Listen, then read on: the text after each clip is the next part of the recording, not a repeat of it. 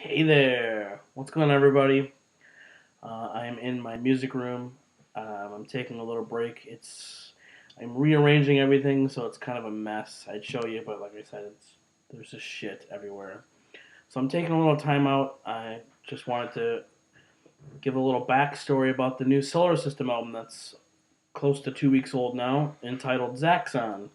And here is the front cover of Xaxxon.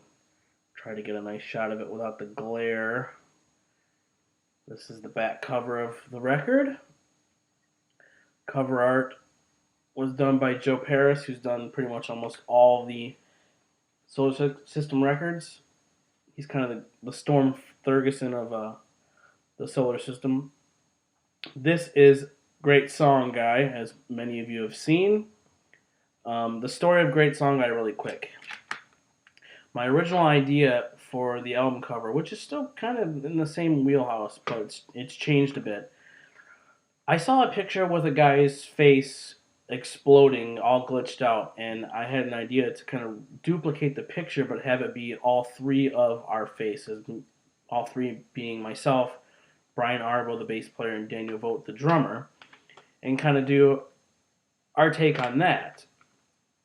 And this front cover is pretty much the Great Song Guy, but just jazzed out, and it kind of looks, to me, it reminds me, if you take away the text, it kind of reminds me of Islands by King Crimson.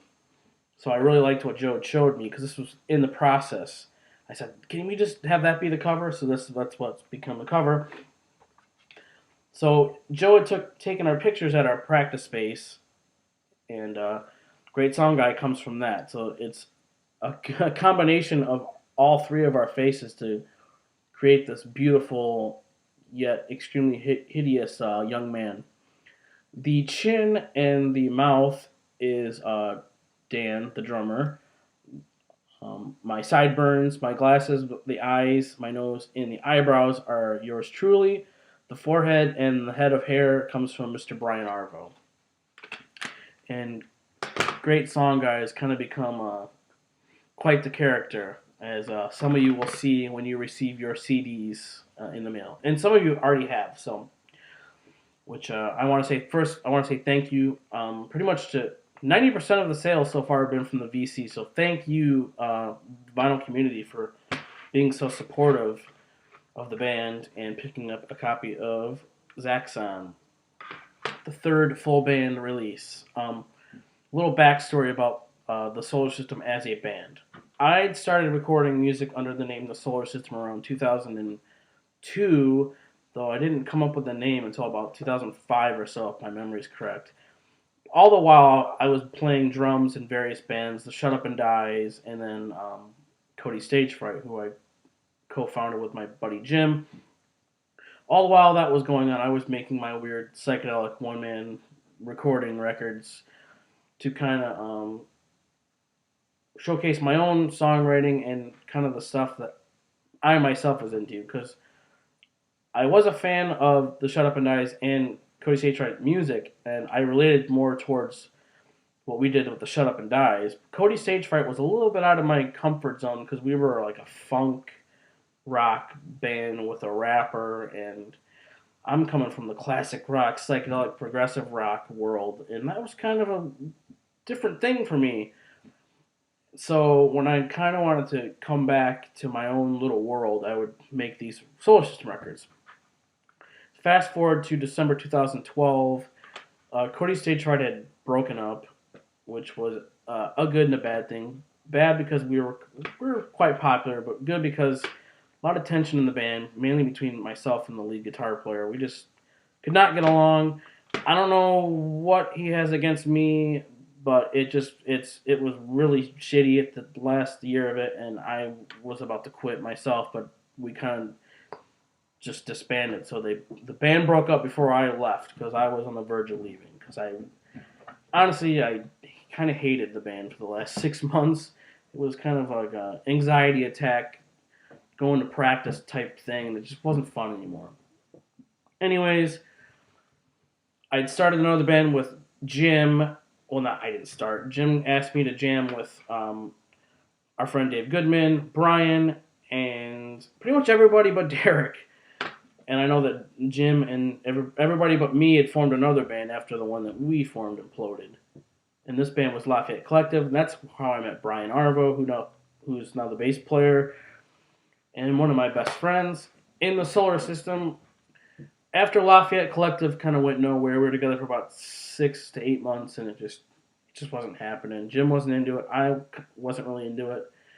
And I don't really think anybody was really into it, but I shortly then after contacted Dan Vogt, who I had played with before when the Solar System was briefly a band. We played about 3 gigs, and it was myself, Dan on drums, Joe Paris, who does all the artwork, on bass, and my friend Alex Wildner, who played lead guitar. And that quickly dissolved because everybody just kind of went their separate ways and stuff, and it just wasn't really serious. So I asked those two, Brian and Dan, if they wanted to jam. December 2012, we got together a little before Christmas. A couple months later, we recorded our first record, Great Song, at a friend of mine's house. And Great Song, the album is just re-recordings of older Solar System material with the group. Spectrums was our first record written as a group, which came out last November, and November 21st of 2014 comes Xaxxon. Excuse me. Xaxxon for me is quite a very important record because it's of my own music, the first recorded in an actual studio. We recorded at Seven Sun Studio with Aaron and Nick, Aaron Eschenberg and Nick Drankowski. I'm sorry if I get your name, if I fucked your last name up, Nick. It's been a while. But we recorded over there, and thanks to Brian, the bass player, who paid for the sessions, because if he didn't do that, it wouldn't have happened. We would have recorded the record like we did with Spectrums, and Spectrums was recorded at our practice space using 4 microphones, 4 SM57s into an 8-channel board, which we can only run 4 channels simultaneously, hence 2 drums, 2 microphones on the drums throughout the whole record, and they were all SM57 microphones. So yeah, it took a lot of work, a lot of mixing work on my behalf to get Spectrums to sound as good as it does. I do think it's a good sounding record for how we recorded it and what gear we had at our disposal. But I knew I wanted to try to get into an actual studio with this next one. And we were lucky enough to do that. And we recorded on Aaron's and Nick's great setup. I mean, I don't want to dork out too much, but they had Neve compressors, really expensive microphones, Pro Tools like setup. I mean, I think we recorded the record on Nuendo, but that's pretty much like Pro Tools. And they have 2 guys behind the board and having them kind of take control, and me just kind of thinking about the music and not thinking about the production aspect on top of recording my parts. So it was nice to have someone else kind of take care of all that stuff. Went into the studio, and we cut the record, the basic tracks for the record, in under 4 hours. And we couldn't believe it. I kept saying it was like our Black Sabbath record, because Black Sabbath's first record was recorded in like less than a day, and then mixed and recorded in the following day. So it's pretty much under 24 hours the whole record was completed. It took a little longer than that for us, but yeah, the basic tracks were cut in about 3.5 hours, and my idea for the record sonically was to pretty much have it be like a live in the studio 70s recording. Just set the band up in the room and record us, and not too many studio gimmicks. I didn't want to layer with 1,000 overdubs like I usually do on all the records.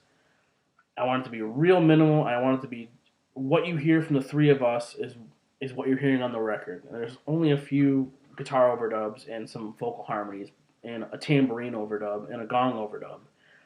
Everything else is what you hear from our instruments, our pedals, all that stuff.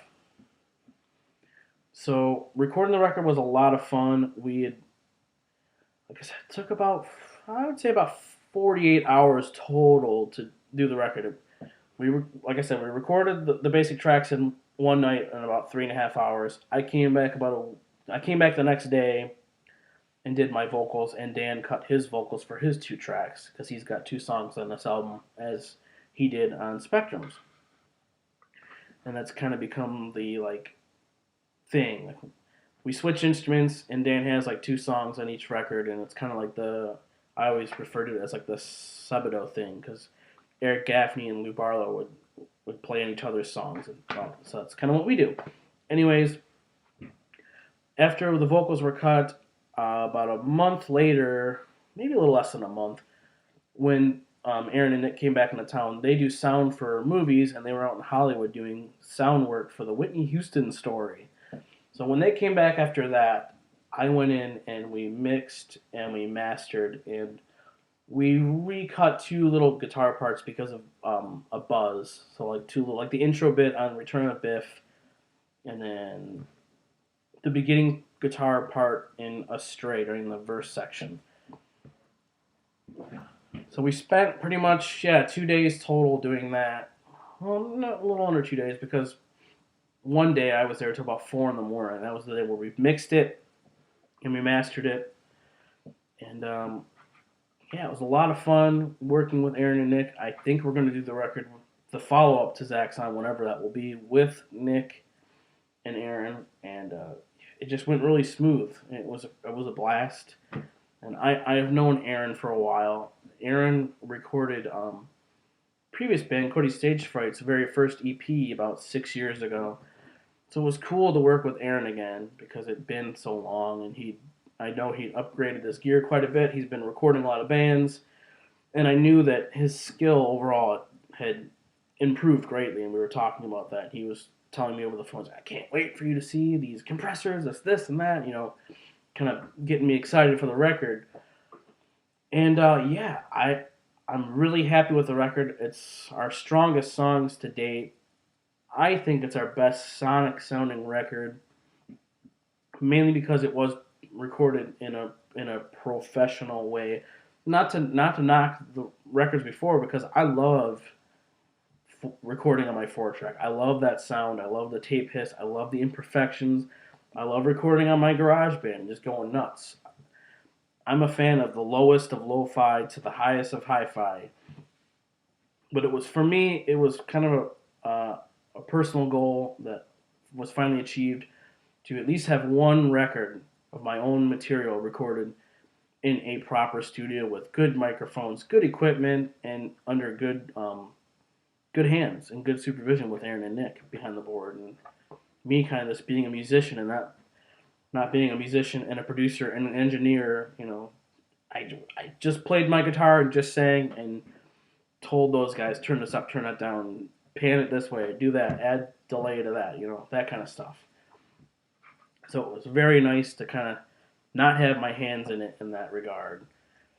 I'm like I said, I'm just super proud of the record. I know the guys are too, and we had our release show on the 21st. We played our show on the actual release date of the record at New Dodge with Black Shampoo and Primitive Parts, and the show was a lot of fun.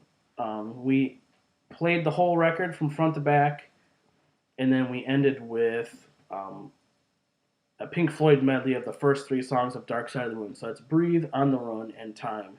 And there's a video on my YouTube channel from that performance of the Floyd in Saturation.